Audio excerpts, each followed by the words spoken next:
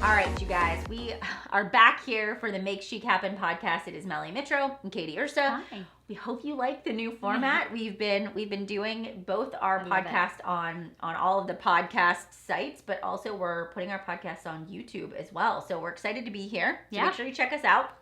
Go find us on Chic Influencer on YouTube as well. But today we're going to talk about this one question that again keeps kind of popping up in the inbox, and it's like, is business slow right now? Like, are you having a hard time? Yeah. And you know, we're recording this podcast and it's August, and we know traditionally sometimes business can be slow in August because people are getting ready to go back to school, and if you have young kids, you're getting ready fall sports, and we're just busy. But busy isn't necessarily an excuse or a reason. Right. And so we, with your permission, are really going to have just a little bit of an uncomfortable chat. We're going to really make you think because, hey, we're not mentors from afar if we don't make you uncomfortable. Right. And that our goal is to help you grow. And in order to grow, we have to go through this process of sort of refinement.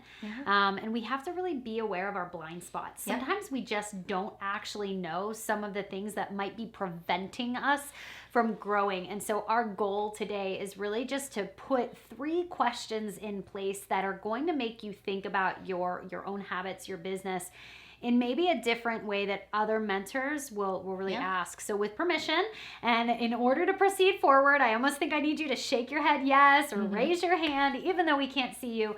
We really want your permission to ask these questions. All right, so do you want to take number 1? Okay, I do. Great. Actually, I really like number 1. I know you do. All right, so when you think about your business, if you're saying right now business is slow, I want you to actually rewind and think about where you were 3 to 4 months ago. So, and even just 3 to 4 weeks ago too. Think about what was going on in your life. Did you slow down? Did you take your foot off the gas in your business? Did you stop maybe doing the income producing activities that actually are going to create sales? Did life get the best of you? Did you go on a 2-week vacation, or have your kids been off for the summer? Because here's what I've learned over the years. It's not about what I'm doing today. I might be head down, focused on work, doing all the right activities and not seeing results today. But it's because for the past few months, I've been in maintenance mode. I've kind of checked out. I've been going through the motions, but I haven't been doing anything that is actually going to produce any sort of growth over and above what I currently have. And so I think a lot of times for business owners, we start to blame the business or blame society or blame life and in the moment, and we're like, but I'm doing everything I should be doing, but we're not actually reflective on what we were doing for the past 3 to 4 months. And also, it's important that if you acknowledge that and you're like, oh, I totally went into management mode, or I was in my own head and I was kind of letting fear or comparison keep me from doing the right activities, I want you to recognize that when you make that decision to get back into needle moving activities, it's also going to take about 2 weeks for you to start seeing that momentum shift again. So it's really important that if you feel like your business is slow, you're reflecting on the past, and then you're also putting your head down and saying, am I focused on the income producing activities now? Because those are results I'm going to see in 2 to 3 weeks or even a month from today. Yeah, and I also think it's really key that you're focused on action, what you can control. So again, in life and circumstances, there are times where there are things that are just out of your control. But a business owner, a smart business owner, is always saying, I understand that these things are out of my control, but I'm going to be focused on what I can control. And there's often this thing that we say at Chic Influencers, I am going to become so focused on the output, meaning my efforts, versus the outcome. And a lot of people, they focus just on the final result. They focus just on the outcome. But that's not where you need to focus. You need to focus on efforts and action of your output. Well, let's talk about number 2. And this is one that we see often, especially during the lazy days of summer or holidays or downtime.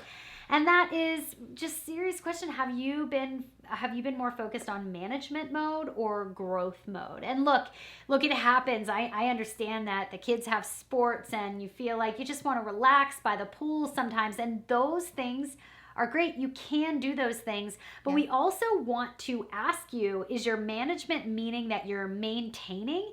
And if you're maintaining, I also want to caution you, it's kind of like having a car on idle on a hill.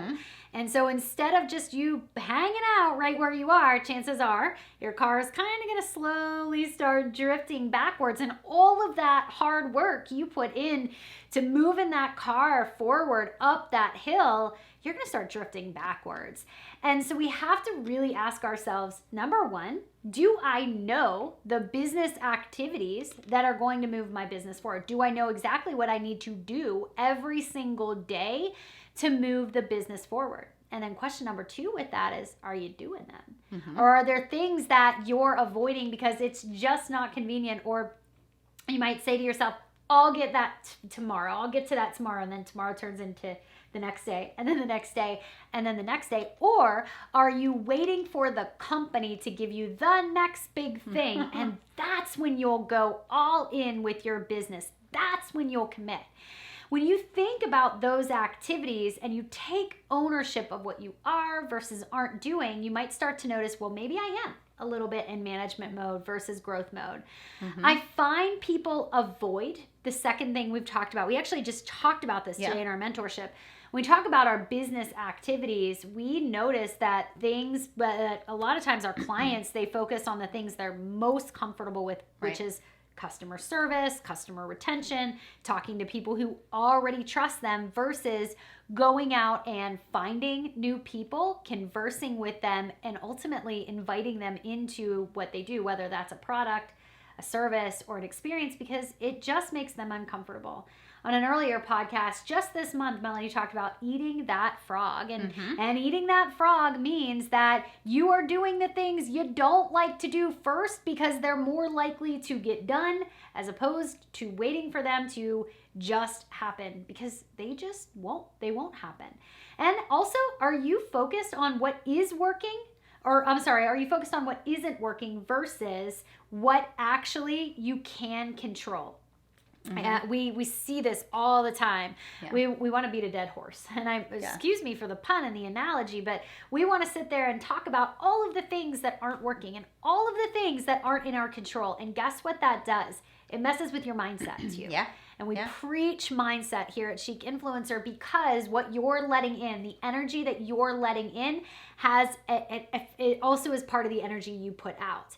And what you might not realize is when you're thinking about all the things that aren't working, you're no longer innovating. You're no longer thinking about ways that you can change certain situations. I think that we need to be really, really solution-oriented instead of problem-focused. So gut check question, which one are you?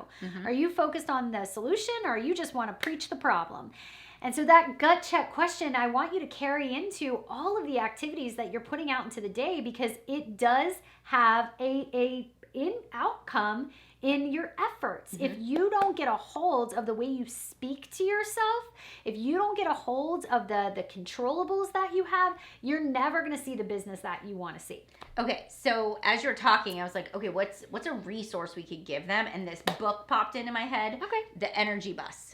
By John about that one. Gordon. I know. So I think a lot of times people walk around and they don't actually realize that they are the negative seekers, right? So. Like they're the energy suckers. So you may be the energy sucker. You may be the person that is focused on the negative, but you're like, no, that's not me. Read that book, The Energy Bus by John Gordon. It is so good. And they also have a children's book for your kids, because I know our kids are a little bit younger. My son is 11 and 7.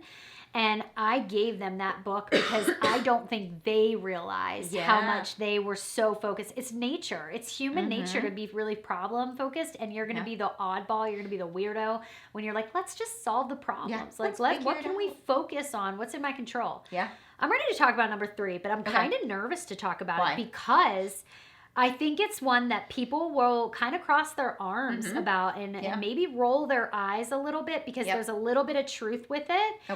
And I also think it's a hard truth. It's a hard pill to swallow. Yeah, I think so too. I think it is.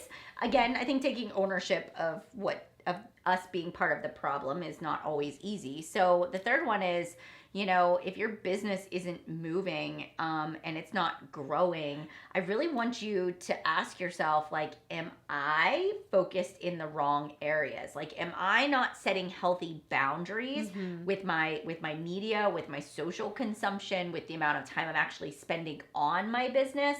Are you letting it dictate your life? So, for example, are you the person that has the notifications turned on and every single time you get an Instagram message, your phone vibrates? Or every time somebody, likes something that you put on Instagram, you're getting a notification?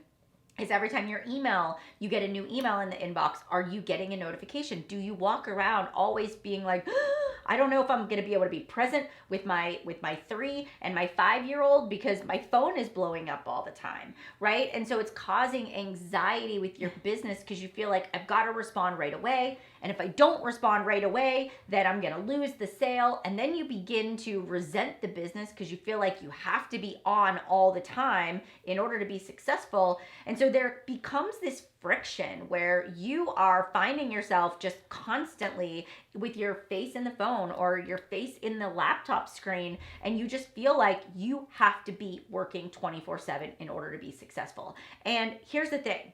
Your business has probably come to a screeching halt because you haven't given yourself time to recharge. And I find as a healthy CEO, both Katy and I, and you said this to me on Saturday. I gave her a call. We were catching up after her vacation, and she was like, I feel so much more creative because for the past 3 days, I was not online. I wasn't working. I wasn't on social. I wasn't scrolling. I wasn't checking messages. And I'm so much more creative. I have new ideas. I can't wait to come back to work and implement. And it was because she set a boundary. Yeah. And it doesn't even have to be a vacation. It can be within your day.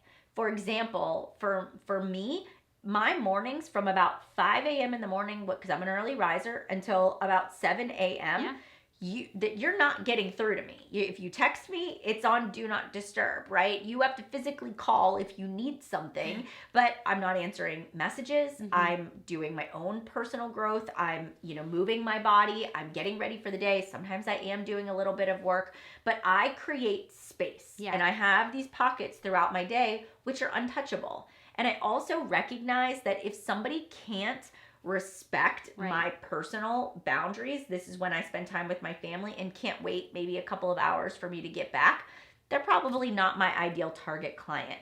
And so I think that we've got to take a little bit of ownership of if we are finding ourselves saying, business is slow, I hate that I have to be on social all the time, I feel like it's robbing me of my joy, I first want you to look inward and say, well, what are your habits? What are the boundaries that you've set for yourself? And have you created space for yourself to be disconnected? And really looking at social as a tool to help you connect with the right people, but on your terms. Yeah. So you're using social media. It isn't using you. I love that. So anytime you feel like there's resentment that you're starting to build towards your business, I hate to say it, but that might be on you. It might be because you aren't the one setting boundaries. And I love everything that you shared, especially about the vacation and creating boundaries on a daily basis or on your weekends, or just really those boundaries too. They're healthy for you as an individual, but they're also healthy for the people that matter most in your life. And when you start to respect your own boundaries, people start to respect them too. So we just wanted to share that part of it as well. And I will say, application wise, we have the Chic time blocker, which we've referenced here before. It comes in the Make Chic Happen planner. So if you haven't checked it out on Amazon yet, go check it out. You can actually download that tracker also as an accompanying resource with your purchase. But we are big time blockers because we truly believe that your business shouldn't run your life. And I heard this actually, one of the trainers of the workouts that I do, he talked about, like, if you want freedom, you have to create structure. So structure allows you to have freedom. So that means, like, I'm going into my time blocker and I'm saying, this is when I'm working my business. And the hard stop, this is when I'm showing up for my family. And when you begin to create those kind of that visual time blocking, it's on your desk, on your counter, your husband or your significant other, you're talking about it, there's just sort of this mutual understanding, but there's also accountability for you too. Like, exactly. I understand I got to have the structure so I can have the freedom that this business can create. I love it. I love it. Well, if these tips helped you, hi, Melly. She's coming in for a hello. She's coming in for a hello. Well, if these tips helped you, we want to hear about it. Even if these were a little bit of a struggle for you to hear about, tag us at Chic Influencer, and we are here to help. We have been through the highs and lows of business ownership, and it's our passion to share and inform you and to educate you and to help you grow. So make sure you head over to Chic Influencer on Instagram. Let us know what you think of this episode. Tell a friend about it. Tell your team about it, and we will see you next time. Bye, guys. All right, before you go, an insanely useful business tip. Listen up. If you are having a hard time getting people to engage back with you, here's what I want you to do. Instead of going out and engaging with 5 complimentary accounts every single day, I want you to engage with 15 to 20 complimentary accounts every single day. Set the timer for 10 to 15 minutes, 10 to 15 new accounts, and I promise you're gonna see faster business growth.